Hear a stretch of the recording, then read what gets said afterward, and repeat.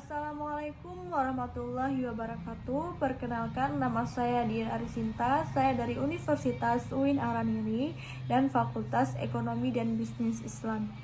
Di sini saya akan menuntaskan tugas saya dari mata kuliah Ekonomi Politik Islam. Nah, saya akan menjelaskan tentang ekonomi politik liberal klasik. Nah, sebagaimana yang kita tahu, pada era klasik banyak ilmuwan kuno mengemukakan pendapatnya bahwa ekonomi dengan politik memiliki keterkaitan yang sangat erat. Nah, dari Aristoteles, filsuf Yunani, dalam bukunya Politics menyatakan bahwa ilmu ekonomi merupakan bagian dari ilmu politik.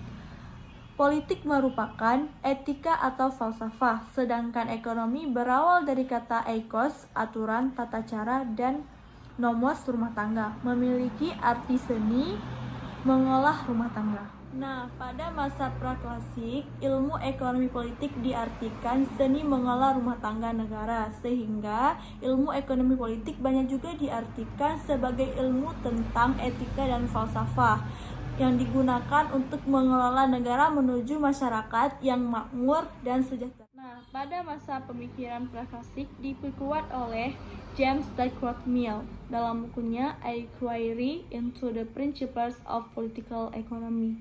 Manusia sebagai makhluk hidup, makhluk sosial yang tidak bisa memenuhi kebutuhan sendiri dan selalu bergantungan kepada kelompok-kelompok besar. Maka dari itu, dalam konteks ekonomi, ia menginginkan bahwa kepemilikan kekayaan secara pribadi harus dihapuskan karena nanti akan menimbulkan masalah-masalah, yaitu kejahatan dalam kehidupan sosial. Nah, selanjutnya saya akan menjelaskan tentang pendekatan liberal klasik. Konsep ekonomi baru terbentuk setelah munculnya pemikiran ekonomi politik dari James Stuart, Adam Smith, Robert Malthus, David Ricardo, serta John Stuart Mill pada akhir abad 18. Tokoh-tokoh ekonomi tidak hanya mengembangkan dan menulis buku saja tentang ekonomi politik. Mereka juga sebagai orang yang paham akan teori-teori dan konsep-konsep dari ekonomi politik, mereka juga membahas tentang kaum klasik. Nah, terutama ada Smith tentang kekayaan, yang kedua ada Will tentang pembagian kerja, dan ada Division of Labor tentang kuluk manusia, dan Nature of Means tentang mekanisme pasar, dan paham liberalisme. Yang pertama ada pandangan tentang kekayaan, Principle of Political Economy, dari produksi, distribusi, dan pertukaran kekayaan serta implikasinya dalam kehidupan bernegara. Dan yang kedua ada teori pembagian kerja. Agar orang dapat memperoleh hasil yang baik, Smith menganjurkan pembagian kerja agar setiap orang mengerjakan bagian yang ditentukan dan terspesialisasi. Nah, dan yang ketiga ada kuluk manusia. Ilmu ekonomi tidak dapat dipahami tanpa mengetahui perilaku individu dan masyarakat keseluruhan.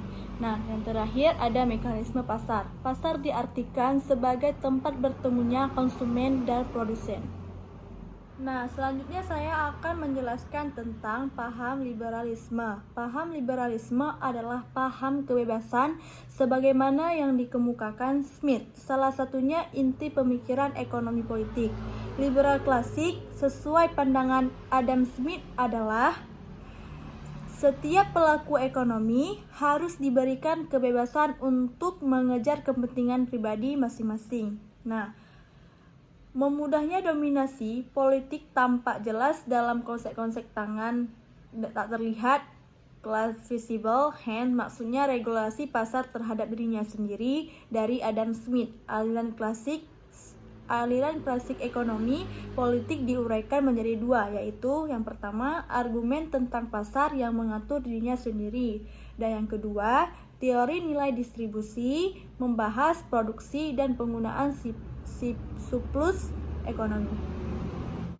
Nah, selanjutnya saya akan menjelaskan tentang pasar yang mengatur dirinya sendiri. Nah, sebuah pasar akan berjalan dengan baik jika individu-individu di dalamnya bertindak sebagai pembeli dan penjual. Nah, yang kedua ada teori nilai dan distribusi. Nah, yang pertama itu ada pembagian kerja pertukaran. Smith, Ricardo, dan McMahon memandang bahwa ada hubungan langsung antara pembagian kerja dan harga, yaitu harga ditentukan oleh besar relatif dari tenaga kerja sosial yang digunakan untuk memproduksi komoditas. Nah, yang kedua ada distribusi pendapatan. Distribusi pendapatan ditentukan oleh pertarungan antara kelas sosial untuk memperebutkan hasil atau keuntungan dari tenaga kerja yang telah digunakan dalam kegiatan produksi. Nah, ada 3 unsur pokok dari suatu negara, yaitu sebagai berikut. Yang pertama itu ada sumber daya alam yang tersedia atau faktor-faktor yang produksinya dari tanah. Nah, yang kedua ada sumber daya insani, mempunyai peranan yang pasif dalam proses pertumbuhan output.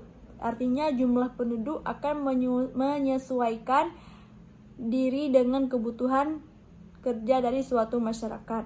Nah, yang ketiga ada stok modal yang merupakan unsur produksi secara aktif menentukan tingkat output. Nah, selanjutnya ada 2 faktor penunjang penting di balik proses akumulasi modal bagi terciptanya pertumbuhan output, yaitu yang pertama ada semakin meluasnya pasar, dan yang kedua adanya tingkat keuntungan di atas tingkat keuntungan minimal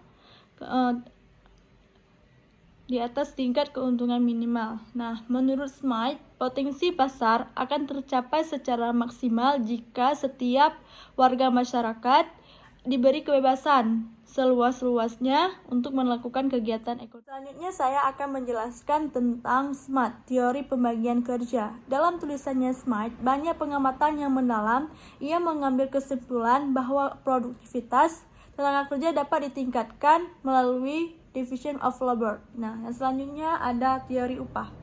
Harga natural dihubungkan pada level output merupakan suatu pemikiran yang tidak dipertimbangkan oleh Smart. Nah, menurut Smart, upah natural dari labor terdiri atas produk labor yang sebelum pemberian tanah dan akumulasi kapital semestinya dalam keseluruhan pekerjaan. Nah, suatu upah tinggi merupakan efek peningkatan kesejahteraan dan menyebabkan peningkatan populasi. Nah, dari paparan tersebut mencoba menunjukkan pendekatan lain terhadap commercial society di luar pendekatan tekstual analitik yang sudah banyak diketahui. Nah, anggapan klasik tentang mekanisme pasar, yaitu para ahli ekonomi mengatakan bahwa pasar akan tegak dan bekerja dengan baik apabila tidak ada campur tangan pemerintah. Sekian presentasi dari saya, mohon maaf jika banyak kurangnya, semoga bermanfaat. Saya akhiri, wabillahi taufiq wal hidayah. Assalamualaikum warahmatullahi wabarakatuh.